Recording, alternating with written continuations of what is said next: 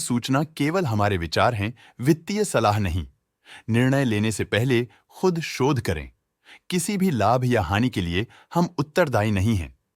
List GBS pharma ने अपनी नई शेयर होल्डिंग रिपोर्ट्स रिलीज की हैं, जो फाइनेंशियल ईयर की क्वार्टर और पहले हाफ को कवर करता है, जो सितंबर 2024 के 30 तक चलता है। ये रिपोर्ट कंपनी के शेयर्स की डिटेल्ड जानकारी देता है, जिसमें promoters, promoter groups, foreign investors, public investors और सरकारी एंटिटीज शामिल हैं। प्रमोटर्स शेयर होल्डिंग 2024 के जून में 34.9% से 2024 के सितंबर में 34.82% तक डिक्रीज हो गया।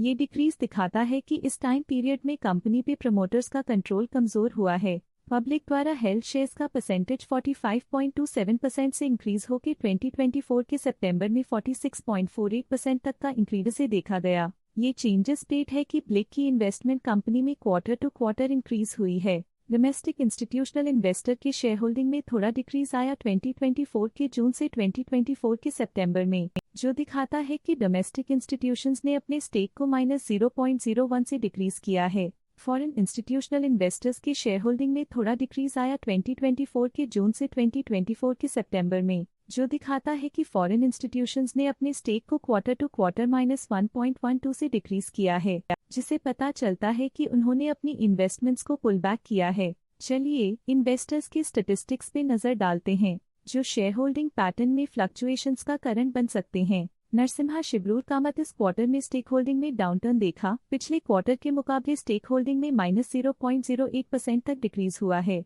विभा गगन शर्मा इस क्वार्टर में स्टेक होल्डिंग में डाउनटर्न देखा। पिछले क्वार्टर के मुकाबले स्टेक होल्डिंग में -0.01% तक डिक्रीज हुआ है। रामदास वासुदेव कामत ने इस क्वार्टर में स्टेक होल्डिंग में कमाल का सुधार दिखाया है, जिसमें 0.03% तक एक इम्पॉर्टेंट इंक्रीज देखा गया है। रामदास वासुदेव कामत इस क्वार्टर में स्टेक होल्डिंग में डाउनटर्न देखा। पिछले क्वार्टर के मुकाबले स्टेक होल्डिंग में -0.03% तक डिक्रीज हुआ है। की मैनेजरियल पर्सनल ने हाई स्टेक होल्डिंग एक्सपीरियंस करते हुए स्टेक होल्डिंग में 0.01% इंक्रीज देखा गया। गौतम रसिकलाल अशरा की फाइनेंशियल परफॉर्मेंस में एक सिग्निफिकेंट डिफरेंस देखा गया है, जो -0.02% है। अर्जुन गौतम अशरा की फाइनेंशियल परफॉर्मेंस में एक सिग्निफिकेंट डिफरेंस देखा गया है, जो -0.01% है। Gulbarga trading and investment private की फाइनेंशियल परफॉर्मेंस में एक सिग्निफिकेंट डिफरेंस देखा गया है, जो -0.02% है। इंश्योरेंस कंपनीज ने अपने हिस्से को पिछले क्वार्टर में 6.58% से डिक्रीज करके 6.56% पे ले आए हैं।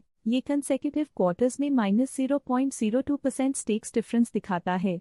Life insurance corporation of India ने अपने हिस्से को पिछले क्वार्टर में 6.58% से डिक्रीज करके 6.56% पे ले आए हैं।